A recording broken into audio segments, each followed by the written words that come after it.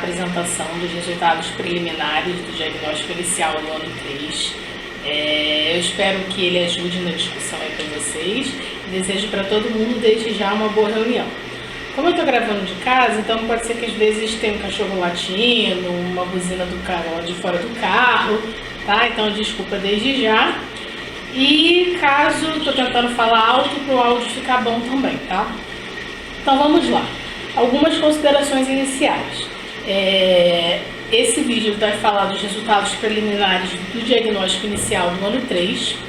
É importante falar também que para a gente fazer a análise desses dados, no caso eu e a Natália, que está aí com vocês hoje me ajudou nesse trabalho, a gente retirou da análise os cursistas que já se diplomaram no ano 1 ou no ano 2. Então a gente já tem esse banco limpo, tá? Aquele processo, o instrumento de coleta foi impresso, os dados foram digitados na plataforma online, a gente recebeu os dados, limpou o banco e fez as análises. Separamos 10 questões, 11 questões para análise e dividimos em análises absolutas e percentuais. E tem uma delas que é a análise qualitativa, que foi de resposta aberta. Certo. Então a nossa perspectiva também é em janeiro estar entregando o relatório do diagnóstico inicial com todas as questões analisadas e também em janeiro está fazendo as respectivas junções que a gente faz de algumas questões que viram indicadores no quadro lógico. Então a primeira análise que a gente colocou foi a proporção de resposta, né? A taxa de resposta em cada uma das localidades. O que é isso? De quantas pessoas participaram do curso, quantas responderam ao diagnóstico.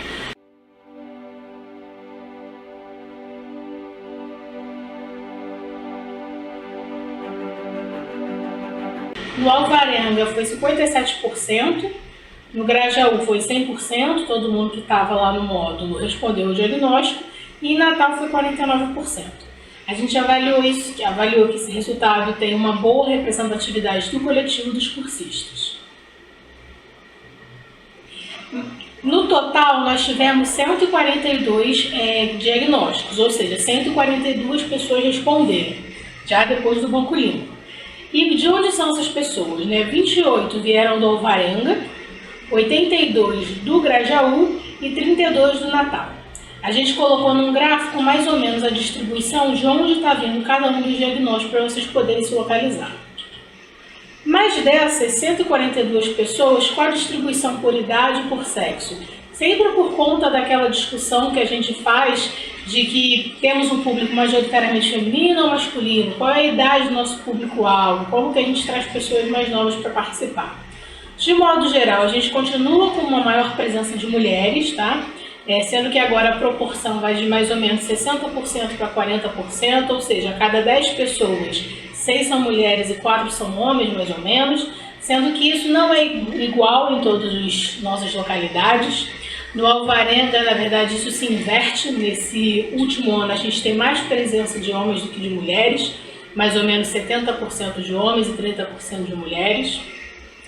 E em relação à idade, assim como a gente já observou nos outros anos, a gente tem uma maior presença de um público adulto de meia idade, né? A média da idade girou em torno de 50 anos, variando um pouco em cada uma das localidades, tá? E a gente já tem uma amplitude grande, tem tanto crianças e jovens que devem participar junto com os pais, quanto pessoas bem mais envelhecidas. A maior idade foi 87 anos de uma pessoa moradora de Natal.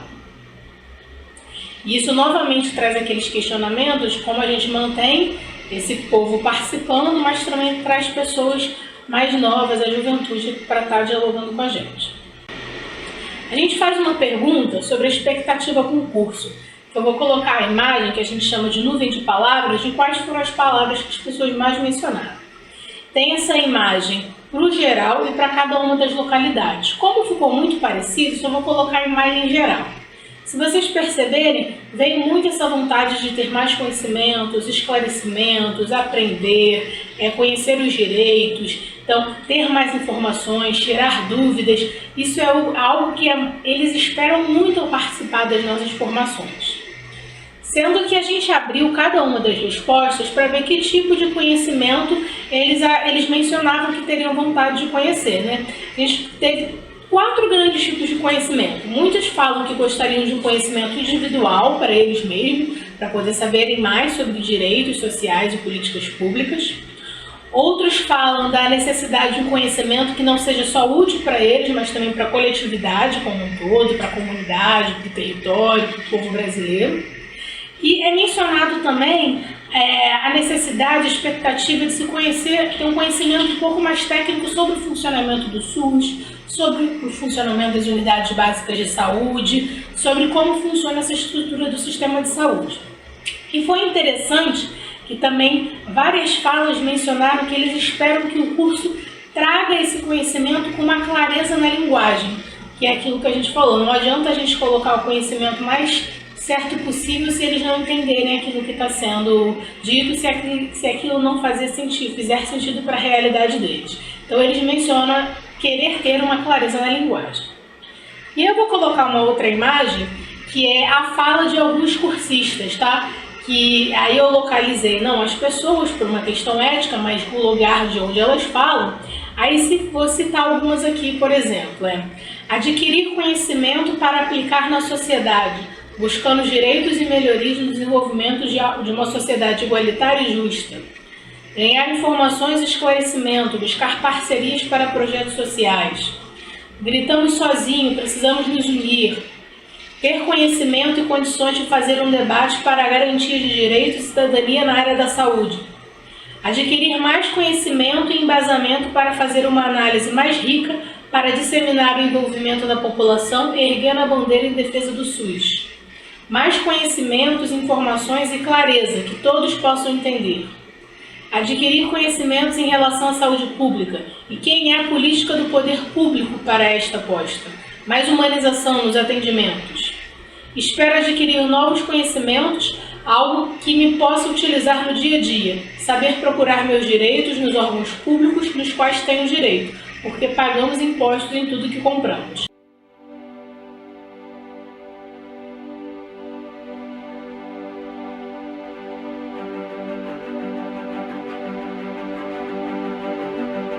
Então, aqui eu e Natália colocamos algumas frases de algumas pessoas, mas não é isso, é um pouco da representatividade do que os 142 mencionaram. Não sei se vocês também vão recordar, mas no diagnóstico a gente pergunta o quanto que eles já sabem sobre alguns temas, né? Sobre direitos sociais, sobre SUS, sobre privatização, e eles mencionam numa escala o quanto que eles acham que sabem. Aqui a gente só botou um exemplo, que é o quanto eles autorreferiram que sabem sobre direitos sociais. No geral, esse público que começou o curso, no geral 85%, quase 86%, diz que sabe de pouco a mediano sobre esse tema. Isso foi um padrão que também se estabeleceu nas outras localidades. Tanto no Alvarenga, quanto no Grajaú, quanto em Natal, as pessoas mencionaram saber de pouco a mediano sobre direitos sociais, E onde as pessoas mais mencionaram pouco, de mediano, foi em Natal, seguido do Grajaú e depois do Alvarenga. As proporções também estou colocando aí na imagem para vocês poderem observar. E atentar também que ainda em relação a Natal, você tem um grupo, se a gente olhar ali as partes que é muito, mais do que muito, em branco, ninguém mencionou isso, Então significa que realmente a gente tem um potencial aí para aumentar o conhecimento das pessoas em relação a essa temática, nas 3 localidades.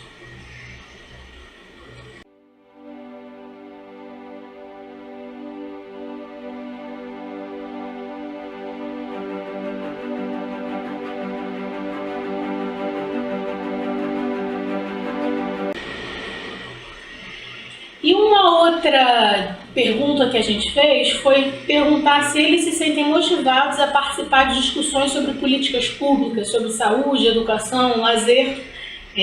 Se a gente olhar no geral, a gente tem um público motivado para o debate desse tema. Então isso é uma fortaleza para o projeto, para a gente poder aproveitar isso nesse ano 3. E todas as respostas variaram de às vezes até quase sempre e sempre. Esses números que estão aí são as proporções. A gente sinalizou em amarelo para vocês poderem identificar onde estava a maior resposta que eles deram.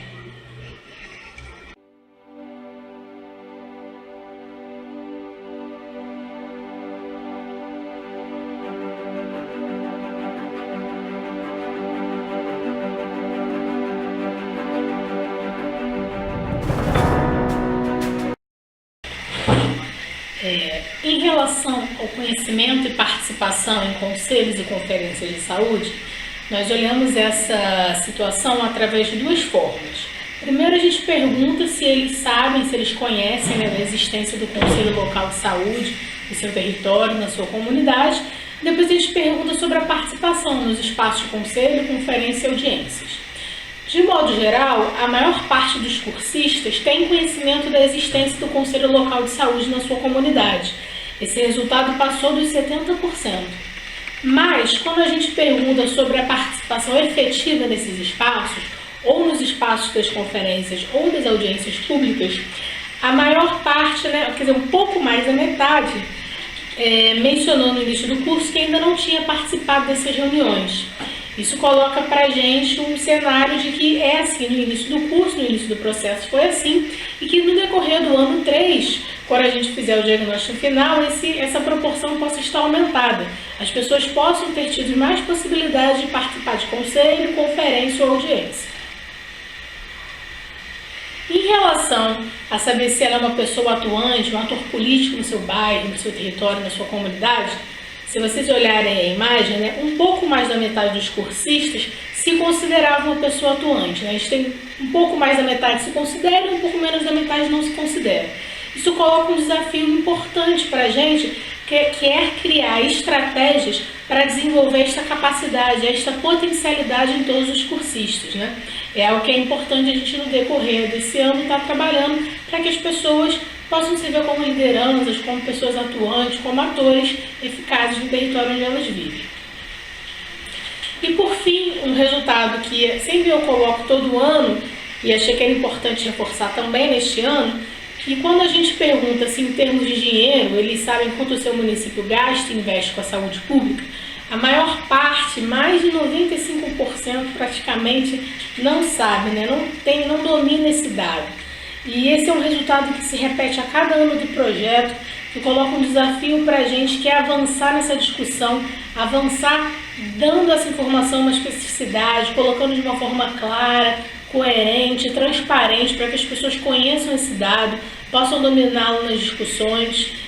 Sobretudo, talvez a gente possa ter um potencial para fazer isso no curso avançado, fazendo de repente um material específico sobre gasto municipal com saúde para cada um dos territórios, né, para cada um dos municípios, possa ser aí uma saída. Antes de estar fechando, né, só queria falar que essa apresentação que eu fiz aqui de modo oral, eu e a Natália preparamos um slide onde todos os dados estão colocados. Então, caso vocês tenham alguma dúvida, queiram que passe de novo, que parem algum slide para vocês poderem olhar com calma, fiquem à vontade. A própria Natália pode voltar na apresentação e destacar alguma coisa importante no olhar dela. E assim como a apresentação está disponível aí, ela também vai estar disponível depois, quando a gente vier com a relatoria, tudo que foi discutido. E fechando, quais são os próximos passos, né? A gente em janeiro está com a perspectiva de fechar a análise para todas as questões de diagnóstico, são 16 questões, a gente já fez essas 10, né? Faltam mais 6. Fazer o relatório final por escrito para entregar e sistematizar as questões que vão lá para os indicadores no quadro lógico. Nossa perspectiva é em janeiro fechar isso, para que em fevereiro a gente possa se dedicar a esse material específico sobre gasto municipal com saúde pública, para cada um dos municípios. E aí de dezembro agora até fevereiro do próximo ano, fazer a aplicação do diagnóstico final nas 3 localidades. Março e abril a gente sistematizar as respostas e fazer o relatório final, para em maio a gente estar atualizando o quadro lógico, tendo aí uma folga antes do projeto terminar em julho, porque é importante a gente conseguir ter essa folga, porque tem acertos para fazer, temas para revisar, dados para serem recalculados, né, verificando se o valor está certo mesmo. Eu acho que é isso. Novamente eu agradeço vocês, desejo um ótimo Natal, um feliz Ano Novo, 2018 cheio de realizações. Fecho aí colocando uma imagem aí da equipe de diagnóstico, minha, de Natália e do Baby, que está aqui na barriga, também participou aí nesses processos de discussão. E é isso, pessoal, a gente se vê, um beijão para todos e todas. Tchau, tchau.